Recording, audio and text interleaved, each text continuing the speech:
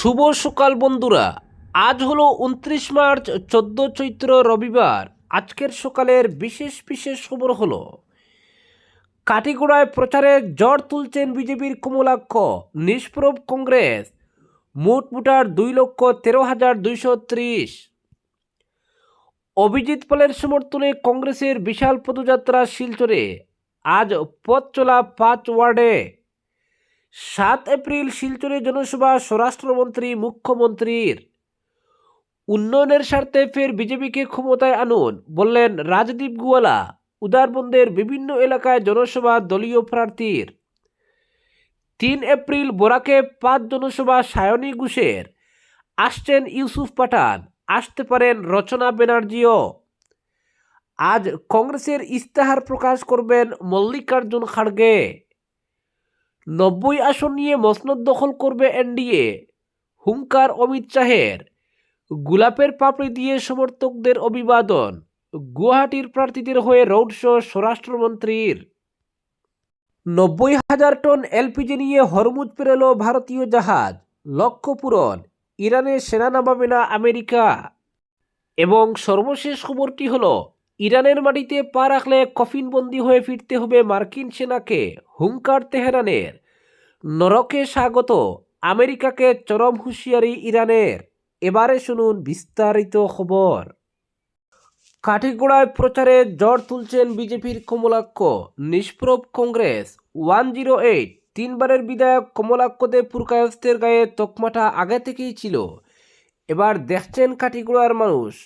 7 সকাল থেকে রাত দুপুর কাঠিগোড়ার এখান থেকে ওখানে ঘুরছেন তিনি। মানুষের সঙ্গে দেখা করছেন, যোগ দিচ্ছেন দলীয় সভায়। এরই ফাঁকে এবাড়ি ও বাড়িতে গরুয়া বৈঠক, সর্বত্র উপলব্ধ তিনি। বিজেপি প্রার্থীর এই জড় প্রচারে অনেকটা নিস্তেজ কংগ্রেস। এখনও যেন দাঁড়াতে পারছেন না প্রার্থী অমর চাঁদ জৈন। ডিলিমিটেশনের পর এটাই প্রথম বিধানসভা নির্বাচন, ফলে প্রায় প্রতিটি বিধানসভা কেন্দ্রের ভৌগোলিক অবস্থান বদলেছে। কম বেশি হয়েছে ভোটারের সংখ্যাও। কাঠিগোড়া বিধানসভা কেন্দ্র ব্যতিক্রম নয়। নতুন কাঠিগোড়ায় সংযুক্ত হয়েছে আস্ত বদরপুর শহর 5 গ্রাম। আর এই সংযোজন বিয়োজনের খেলায় নিজেদের যেন মানিয়ে তুলতে পারেনি কংগ্রেস। তার বিপরীতে নতুন নতুন এলাকায় রীতিমতো ছক্কা হাঁকাচ্ছে বিজেপি। এই কেন্দ্রে এবার 2,13,230 জন ভোটার রয়েছেন। এর মধ্যে 1,08,454 জন পুরুষ, 1,04,776 জন মহিলা ভোটার, তৃতীয় লিঙ্গের একজন। এই বিশাল সংখ্যক ভোটারদের মন জয় করতে 18-19 ঘন্টা কাজ করছেন কমলাক্ষ। যেখানেই ডাক পাচ্ছেন ছুটে যাচ্ছেন। সকাল 7টা থেকে রাত 12টা নাগাড়ে চলছে আউটডোর প্রচার। 7 সকালে বাড়িতে আসা লোক এবং গভীর রাতে বাড়ি ফিরেও সমর্থক এবং দলীয় নেতা কর্মীদের সঙ্গেও কাটাতে হচ্ছে কিছু সময়। ইতিমধ্যে কাঠিগোড়া এবং 5 গ্রাম বদরপুর মণ্ডলের সবকটি জিপিতে প্রচারাভিযান গুটিয়ে নেওয়া হয়েছে। আজ থেকে শুরু হবে কালাইন জোনের জিপি ভিত্তিক প্রচারাভিযান। সূত্র বলছে প্রচারের দৌড়ে এ পর্যন্ত এগিয়ে রয়েছে বিজেপি। 4 মণ্ডলের কার্যকর্তাদের সঙ্গে নিয়েই চলছে কমলাক্ষবাবুর এই প্রচার অভিযান। দলীয় টিকিট পাওয়ার আগে যে দৃশ্য পড়ছিল তা আর এখন নেই। টিকিট প্রাপ্তির পর অত্যন্ত দক্ষতার সঙ্গে সবকিছু গুটিয়ে নিতে সক্ষম হওয়াটাই বিজেপি প্রার্থীর জন্য মঙ্গলজনক হয়েছে। 4 মণ্ডলী এখন কমলাক্ষবাবুর সঙ্গ দিচ্ছেন, মনে প্রাণে কাজ করছেন। কাঠিগোড়া মণ্ডল সভাপতি বিশালাক্ষ দেব, 5 গ্রাম বদরপুর মণ্ডল সভাপতি মিঠুন শুক্লবৈদ্য, কালাইন মণ্ডল সভাপতি নিত্যগোপাল দাস, পশ্চিম কাঠিগোড়া মণ্ডল সভাপতি নিরাপদ দেব। পরবর্তী খবরটি হল শিলচর শহরে পদযাত্রায় নেমে প্রচারে গতি বাড়ালেন কংগ্রেস প্রার্থী অভিজিৎ পাল। শনিবার প্রতিকূল আবহাওয়ার মধ্যে কয়েকশো কর্মী সমর্থক নিয়ে বিশাল পদযাত্রা করেন অভিজিৎ। কংগ্রেসের শিলচর জেলা কমিটির পদাধিকারীরা এই পদযাত্রায় অংশ নেন। এদিন সকালে আশ্রম রোড থেকে শুরু হয় পথ চলা। বিবেকানন্দ রোডের নির্বাচনী কার্যালয় থেকে শুরু হয় পদযাত্রা। কংগ্রেস কর্মী সমর্থকরা তুমুল স্লোগান দেন প্রার্থীর সমর্থনে। পথ চলায় অজস্র মানুষের সঙ্গে করমর্দন হয় কংগ্রেসীদের। সাধারণ মানুষও সমর্থন ও সহযোগিতার হাত বাড়িয়ে দেন। পদযাত্রাটি Chengkuri road, Chengkuri point, national highway হয়ে শিশু মন্দির রোড, চাঁদমারি রোড হয়ে মাতৃমন্দিরের পাশ দিয়ে বিবেকানন্দ রোড নির্বাচনী কার্যালয়ে গিয়ে শেষ হয়।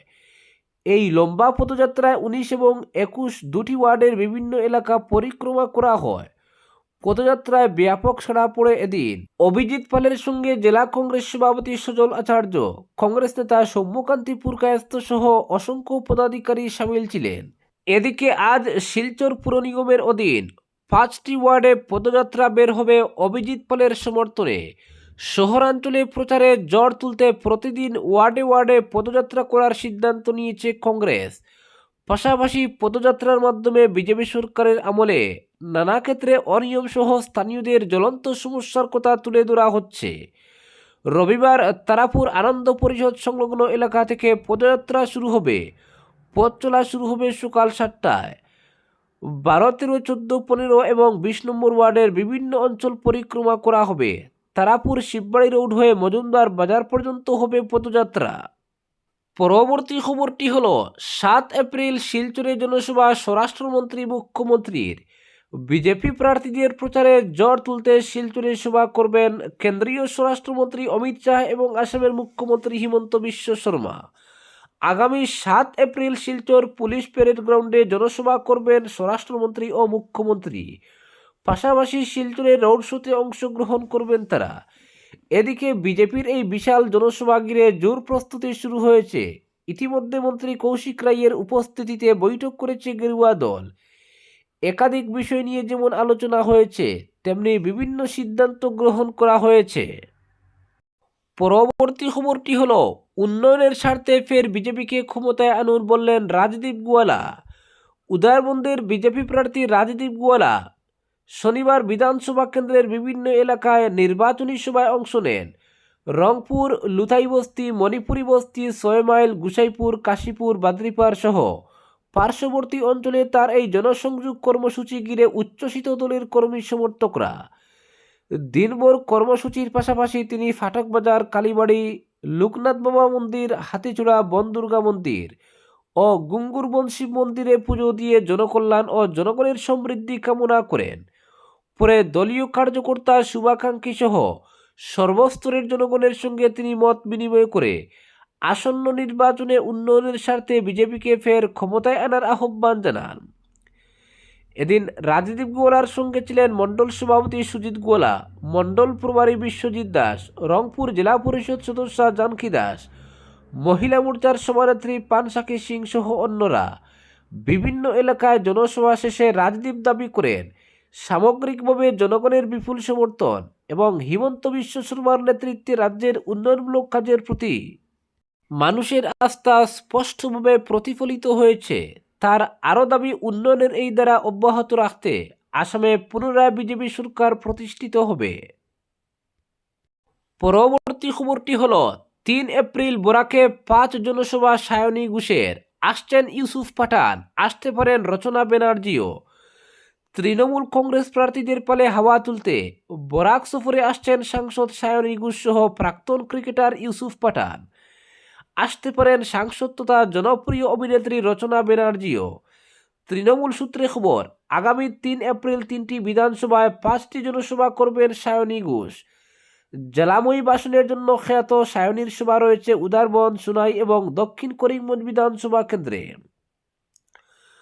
দক্ষিণ করিমগঞ্জের প্রার্থী আজিজ খানের সমর্থনে একদিনে 3টি জনসভা করবেন সায়নী। এছাড়াও তৃণমূলের প্রচারে আসবেন প্রাক্তন ক্রিকেটার তথা সাংসদ ইউসুফ পাঠান। ইউসুফ পাঠানের সফরসূচি এবং জনসভার স্থান এখনও চূড়ান্ত হয়নি, তবে 2-1 দিনের মধ্যেই তার সফরসূচি চূড়ান্ত করবে তৃণমূল নেতৃত্ব। পাশাপাশি প্রচারে ঝড় তুলতে জনপ্রিয় অভিনেত্রী সাংসদ রচনা ব্যানার্জিকেও বরাক সফরে আনার পরিকল্পনা রয়েছে তৃণমূল কংগ্রেসের। গাছফুল শিবিরের শীর্ষ নেতৃত্বের সঙ্গে এ সংক্রান্ত কথাবার্তা চলছে। এই 3 তারকা প্রচারক ছাড়াও বরাকে তৃণমূলের প্রচারে অংশগ্রহণের জন্য আরও বেশ কয়েকজনের নাম সামাজিক মাধ্যমে ঘুরপাক খেলেও তৃণমূল নেতৃত্ব জানিয়েছেন সামাজিক মাধ্যমে তারকা প্রচারকের যে তালিকা ঘুরছে সেটা ভুয়ো। পরবর্তী খবরটি হলো বিধানসভা নির্বাচনের জন্য আজ ইস্তাহার প্রকাশ করবে আসাম প্রদেশ কংগ্রেস কমিটি। লখিমপুরে এক বিশাল জনসভায় আনুষ্ঠানিকভাবে দলের ইস্তাহার প্রকাশ করবেন নিখিল ভারত কংগ্রেস কমিটির সভাপতি মল্লিকার্জুন খাড়গে। গুয়াহাটিতে এক সাংবাদিক সম্মেলনে এই খবর জানিয়েছেন এআইসিসির সাধারণ সম্পাদক এবং আসাম কংগ্রেসের তত্ত্বাবধায়ক জিতেন্দ্র সিং। তিনি বলেন, আসাম প্রদেশ কংগ্রেসের নির্বাচনী ইস্তাহার কমিটির সদস্য ছিলেন প্রদ্যুৎ বরদলৈ। তিনি বিভিন্ন এলাকায় গিয়েছিলেন, জনসাধারণের সমস্যাগুলি তিনি প্রকাশ্যে এনেছিলেন। আমি আশা করছি এখন বিজেপিকে পরামর্শ দিতে তার বুদ্ধির উদয় হবে। জিতেন্দ্র সিং জানিয়েছেন, কংগ্রেসের ইস্তাহারে এমন এক বিষয় সন্নিবিষ্ট করা হবে যা সারা রাজ্যের মানুষ চান। সেটা হচ্ছে সংবাদ মাধ্যমের স্বাধীনতা। আসামে ভয় হুমকির পরিবেশের সমাপ্তি হতে হবে। বর্তমানে গণতন্ত্রের চতুর্থ স্তম্ভের গলা টিপে ধরা হয়েছে। সংবাদ মাধ্যম আমাদের সঠিক পথ দেখায়, নেতাদের সঠিক পথ দেখায়। আমরা রাজনীতিবিদ, আমাদের ভুল হতে পারে। আমরা ভুল করলে সংবাদ মাধ্যম আমাদের সঠিক পথ দেখায়। বর্তমান আসামে ভয়ের যে পরিবেশ তৈরি হয়েছে, এর সমাপ্তি ঘটাতে আমরা প্রতিজ্ঞা গ্রহণ করেছি। জিতেন্দ্র সিং জানিয়েছেন, বরপেটা বিধানসভা কেন্দ্রে কংগ্রেস প্রার্থীর মনোনয়ন বাতিলের বিরুদ্ধে দল আইনি ব্যবস্থা গ্রহণ করবে। তিনি জানান, মনোনয়নপত্র জমা দেওয়ার সময় সামান্য টেকনিক্যাল সমস্যা হয়েছে। নির্বাচন কমিশনের নিয়ম অনুযায়ী টেকনিক্যালি সামান্য ভুল হলে তা পরীক্ষার সময় সংশোধন করে নেওয়া যেতে পারে। সুপ্রিম কোর্ট বহুবার এ ধরনের রায় দিয়েছে। একটি ফর্মে স্বাক্ষর ছিল না, পুনর্নিরীক্ষণের সময় স্বাক্ষর করে দেওয়া হয়। হাইকোর্টের আইনজীবীও উপস্থিত ছিলেন, এরপরও মনোনয়ন বাতিল করা হয়। নির্বাচন কমিশন বিজেপির কার্যকর্তার মতো কাজ করছে, সুপ্রিম কোর্টের নির্দেশ লঙ্ঘন করেছে। টেকনিক্যাল সমস্যার জন্য কারো মনোনয়ন বাতিল হতে পারে না। আমরা এ নিয়ে আইনের দ্বারস্থ হব, প্রয়োজনে হাইকোর্ট বা সুপ্রিম কোর্টে যাব। পরবর্তী খবরটি হলো, ইরানের মাটিতে পা রাখলে কফিনবন্দি হয়ে ফিরতে হবে মার্কিন সেনাকে, হুঙ্কার তেহরানের। পশ্চিম এশিয়ার অস্থির পরিস্থিতির মধ্যেই আমেরিকার বিরুদ্ধে গর্জে উঠল ইরান। দেশের প্রভাবশালী সংবাদপত্রের প্রথম পাতায় শনিবার প্রকাশিত ওয়েলকাম টু হেল বা নরকে স্বাগত শিরোনাম ঘিরে ইতিমধ্যেই চাঞ্চল্য জড়িয়েছে আন্তর্জাতিক মহলে। প্রতিবেদনে সরাসরি হুঁশিয়ারি দিয়ে বলা হয়েছে, ইরানের মাটিতে কোনো মার্কিন সেনা পা রাখলে তাদের জীবিত ফেরা কঠিন, তাদের ফিরতে হবে কফিনবন্দি হয়ে। এই কড়া অবস্থানের পেছনে রয়েছে আমেরিকার সম্ভাব্য সামরিক প্রস্তুতির খবর। একাধিক আন্তর্জাতিক রিপোর্টে উঠে এসেছে, পশ্চিম এশিয়া অতিরিক্ত প্রায় 10,000 সেনা মোতায়েনের কথা ভাবছে ওয়াশিংটন। এই জল্পনা থেকেই প্রশ্ন উঠছে, ইরানের বিরুদ্ধে সরাসরি স্থল অভিযানের পথেই কি এগোচ্ছে আমেরিকা? যদিও মার্কিন প্রেসিডেন্ট ডোনাল্ড ট্রাম্প বারবার দাবি করছেন তার প্রশাসন সংঘাত নয়, আলোচনার পথেই এগোতে চায়। তার কথা, ইরানের সঙ্গে শান্তি প্রক্রিয়া ইতিবাচক দিকেই এগোচ্ছে এবং আপাতত স্থলযুদ্ধের পরিকল্পনা নেই। তবু সেনা বাড়ানোর চিন্তাভাবনা যে বিকল্প সামরিক পদক্ষেপের সম্ভাবনা খোলা রাখছে তা মানছেন বিশ্লেষকরা। এদিকে মধ্যপ্রাচ্যের অস্থিরতার আবহে নতুন করে চর্চায় উঠে এসেছে আমেরিকার প্রতিরক্ষা দফতরকে ঘিরে অস্বাভাবিক এক প্রবণতা। সূত্রের দাবি, গত বৃহস্পতিবার রাত থেকে পেন্টাগনের আশপাশে খাবারের অর্ডার হঠাৎই বেড়ে গিয়েছে। বিশেষত পিৎজার মতো সহজে ভাগ করে খাওয়া যায় এমন খাবারের চাহিদা কয়েক গুণ বৃদ্ধি পাওয়ায় জোর জল্পনা শুরু হয়েছে আন্তর্জাতিক মহলে। পেন্টাগন পিৎজা ওয়াচ নামে পরিচিত একটি পর্যবেক্ষণ গোষ্ঠীর দাবি, রাতারাতি এই অর্ডারের পরিমাণ অস্বাভাবিকভাবে বেড়েছে। অতীতে বহুবার দেখা গিয়েছে, প্রতিরক্ষা দফতরে গভীর রাতে এই ধরনের খাবারের চাহিদা বাড়লে তা বড় কোনো সামরিক পদক্ষেপের ইঙ্গিত দেয়। কারণ গুরুত্বপূর্ণ সিদ্ধান্তের সময়ে উচ্চপদস্থ কর্তারা দীর্ঘ সময় দফতরেই থেকে কাজ করেন। ইতিহাসে মিলেছে এমন নজির। বর্তমান পরিস্থিতিতে আমেরিকা ও ইরানের মধ্যে উত্তেজনা তুঙ্গে। প্রেসিডেন্ট ডোনাল্ড ট্রাম্প ইতিমধ্যে হরমুজ প্রণালী খুলে দেওয়ার জন্য ইরানকে নির্দিষ্ট সময়সীমা বেঁধে দিয়েছেন। পাশাপাশি ওই অঞ্চলে অতিরিক্ত সেনা মোতায়েনের পরিকল্পনার কথাও সামনে এসেছে। এমন পরিস্থিতিতে প্রতিরক্ষা দফতরের এই অস্বাভাবিক কার্যকলাপ ঘিরে উদ্বেগ বাড়ছে। অনেকেই আশঙ্কা করছেন, খুব শীঘ্রই বড় কোনো সামরিক পদক্ষেপের সাক্ষী থাকতে পারে বিশ্ব।